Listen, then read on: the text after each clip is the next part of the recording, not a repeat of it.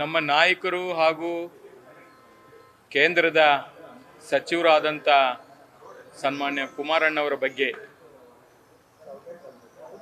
ADGP ಆಗಿರತಕ್ಕಂಥ ಅಧಿಕಾರಿ ಹೇಳಿರತಕ್ಕಂಥ ಅನ್ಪಾರ್ಲಿಮೆಂಟ್ ಪದವನ್ನು ನಾವು JDS ಪಕ್ಷದ ವತಿಯಿಂದ ತೀವ್ರವಾಗಿ ಖಂಡಿಸ್ತಾ ಇದ್ದೀವಿ. ಜೊತೆಗೆ ಇವತ್ತು ಕಾಂಗ್ರೆಸ್ ಸರ್ಕಾರ ಸೇಡಿನ ರಾಜಕಾರಣ ಮಾಡುವ ನೆಪದಲ್ಲಿ ಪೊಲೀಸ್ ವ್ಯವಸ್ಥೆಯನ್ನು ಕೈಯಲ್ಲಿಟ್ಕೊಂಡು ಈ ಥರ ಒಂದು ಸೇಡಿನ ರಾಜಕಾರಣ ಮಾಡ್ತಾ ಇರತಕ್ಕಂಥದ್ದು ಇದು ಒಳ್ಳೆ ಬೆಳವಣಿಗೆ ಅಲ್ಲ.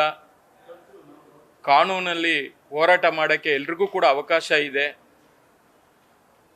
ಸುಳ್ಳು ಮೊಕದ್ದಮೆಗಳನ್ನು ಹಾಕಿಸ್ಕೊಂಡು ಕಾನೂನು ಬಳೆಯಲ್ಲಿ ಬೀಳಿಸೋದಕ್ಕೆ ಬೇರೆ ಬೇರೆ ರೀತಿಯಲ್ಲಿ ಏನು ಒಂದು ಕುತಂತ್ರವನ್ನು ನಡೆಸ್ತಾ ಇದೆ ಈ ಸರ್ಕಾರ.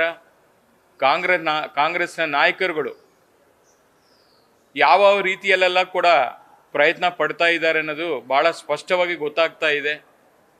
ನೀವು ಏನೇ ಮಾಡಿದ್ರೂ ಕೂಡ ಆ ಭಗವಂತ ಸನ್ಮಾನ್ಯ ಕುಮಾರಸ್ವಾಮಿ ಅವರ ಜೊತೆಲಿ ಇರತಕ್ಕಂಥದ್ದನ್ನು ಯಾರೂ ಕೂಡ ಅಲ್ಲಗಳೆಯೋಕ್ಕಾಗಲ್ಲ.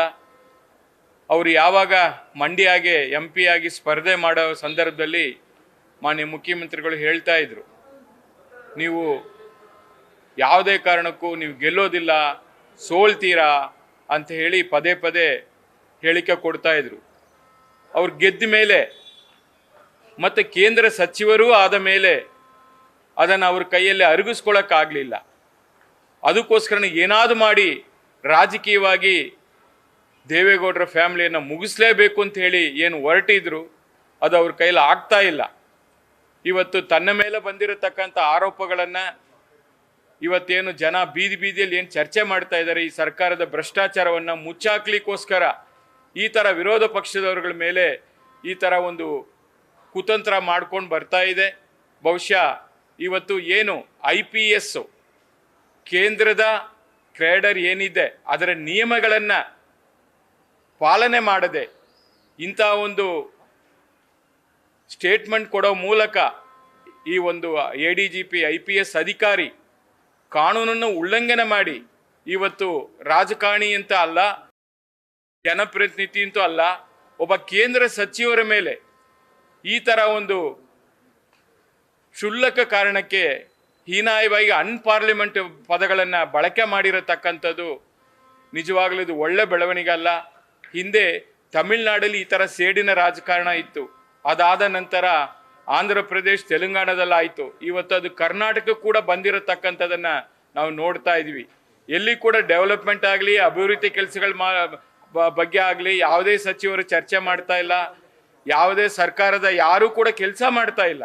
ಆದರೆ BJPಯ ನಾಯಕರುಗಳು ಏನು, JDSನ ನಾಯಕರುಗಳಿಗೇನು ಇವ್ರ ಮೇಲೆ ಯಾವ ಥರ FIR ಹಾಕಬೇಕು, ಯಾವ ಥರ ಕಾನೂನ ವ್ಯಾಪ್ತಿಯಲ್ಲಿ ಅವ್ರನ್ನ ಸಿಲುಕಿಸ್ಬೇಕು, ಅವ್ರಿಗೆ ಯಾವ ಥರ ಒಂದು ತೊಂದರೆ ಕೊಡಬೇಕು, ಅವ್ರಿಗೆ ಯಾವ ಥರ ಮಾನಸಿಕವಾಗಿ ಒತ್ತಡಗಳನ್ನ ಕೊಡಬೇಕು, ಏರಬೇಕು ಅಂತೇಳಿ ಇದರಲ್ಲೇ ಸರ್ಕಾರ ಕಾಲಹರಣ ಮಾಡ್ತಾ ಇದೆ. ಇದು ಜನಕ್ಕೂ ಕೂಡ ಗೊತ್ತಾಗಿದೆ. ಇದಕ್ಕೋಸ್ಕರ ನಾನು ಕೇಂದ್ರ ಸರ್ಕಾರವನ್ನು ಮನವಿ ಮಾಡ್ತಾ ಇದ್ದೀನಿ, ದಯಮಾಡಿ ಕೇಂದ್ರ ಸರ್ಕಾರ ಈ ವಿಚಾರದಲ್ಲಿ ಮುಂದೆ ಬರಬೇಕು.